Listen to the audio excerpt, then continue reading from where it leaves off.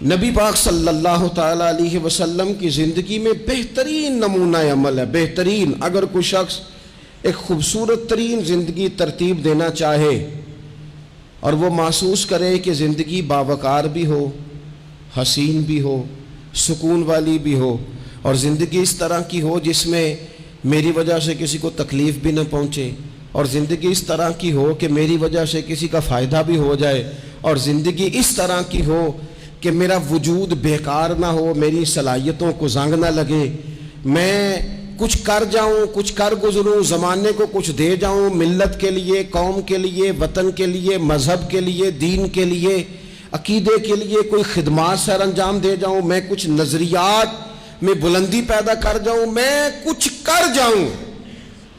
اگر کچھ چاہے کہ میں کچھ کر جاؤں تو لَقَدْ كَانَ لَكُمْ فِي رَسُولِ اللَّهِ أُسْوَةٌ حَسَنَةٌ، پھر اس کے لیے میرے نبی پاک کی زندگی ایک بہترین نمونہ ہے، بہترین نمونہ۔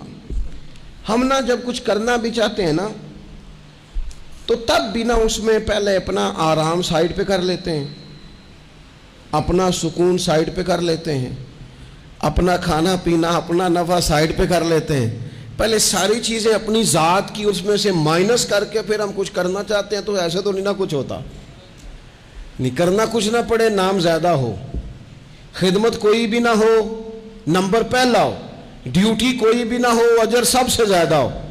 باتوں کے ساتھ جو لوگ پلاؤ پکاتے ہیں وہ زیادہ بھی گھی ڈال لیں تو خرچہ کوئی نہیں آتا، مسالہ جات مہنگے استعمال کریں، باتوں سے جو پلاؤ پکانا ہے۔ اور اگر کسی نے عملاً آنا ہے تو پھر تو میرے بھائی یہ شہادت گاہ الفت میں قدم رکھنا ہے۔ لوگ آسان سمجھتے ہیں مسلمان ہونا۔ آپ تھوڑا سا اس آیہ مقدسہ کا پس منظر سمجھیں گے۔ یہ آیت نازل کب ہوئی؟ یہ آیت نازل ہوئی ہے غزوہ خندق کے موقع پر۔ سارے عرب قبائل جمع ہو کے یک بارگی انہوں نے حملہ کر دیا مدینہ طیبہ پہ، اور زمینی حقائق یہ ہیں، اندر کی صورتحال یہ ہے کہ یہودی جو بڑی دیر سے معاہدہ کیے ہوئے تھے مسلمانوں کے ساتھ، انہوں نے معاہدہ بھی توڑ دیا۔ منافقین مدینہ طیبہ میں جو بڑا اظہار کرتے تھے ظاہری جملوں اور لفظوں کے ساتھ، وہ پیچھے ہو گئے۔ قحط کا زمانہ ہے، معاشی حالات بھی بڑے سخت ہیں۔ اب ان حالات میں سارے کا سارا عرب کفر جو ہے وہ جمع ہو کے آ گیا۔ اب حضور نے ان کے خلاف کھڑے ہونا ہے، صحابہ کو جمع کیا گیا، مشاورت کی گئی، اب کیا کیا جائے۔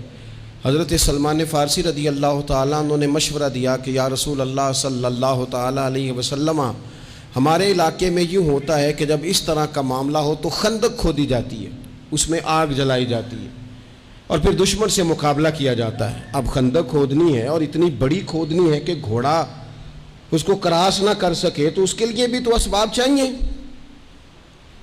یعنی اندر بھی حالات اس طرح کے نہیں ہیں، جو مدینہ طیبہ کے اندر جو آبادیاں موجود ہیں وہ بھی سارے ظاہری طور پر ساتھ چھوڑ چکے ہیں، اور سامنے جو لوگ آئے ہیں وہ سارے جمع ہو کے یکبارگی آئے۔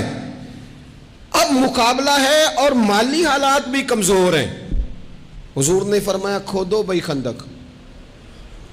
کیا غریبوں کے بچے صرف دکھ اٹھائیں گے؟ مسکینوں کے بچے صرف دنیا میں دکھ اٹھائیں گے؟ حضور نے لوگوں کی اس بات کو غلط کیا۔ جس طرح باقی لوگ خندق کھودنے میں مشغول تھے، اللہ کے رسول خود بھی مشغول ہو گئے۔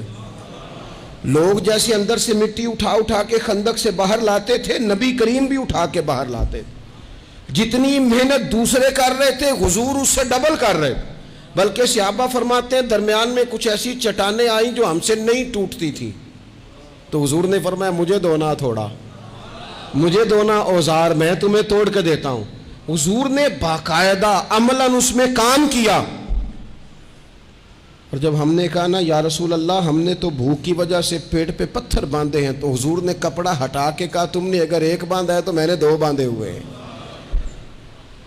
عملاً حضور نے حصہ لیا۔ ایک مہینہ پورا مدینہ طیبہ کا محاصرہ کیے رکھا کافروں نے، اور کڑاکے کی سردی، حالات اور طرح کے، ان سارے حالات میں یوں ڈٹ کے میرے رسول کریم نے مقابلہ کیا۔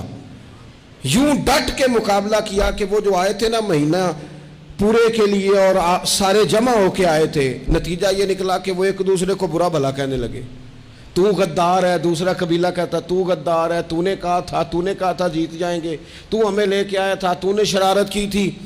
ایک مہینہ محاصرہ کرنے کے بعد وہ سارے وہاں سے خائب و خاسر ہو کر ذلیل و رسوا ہو کے نکل گئے.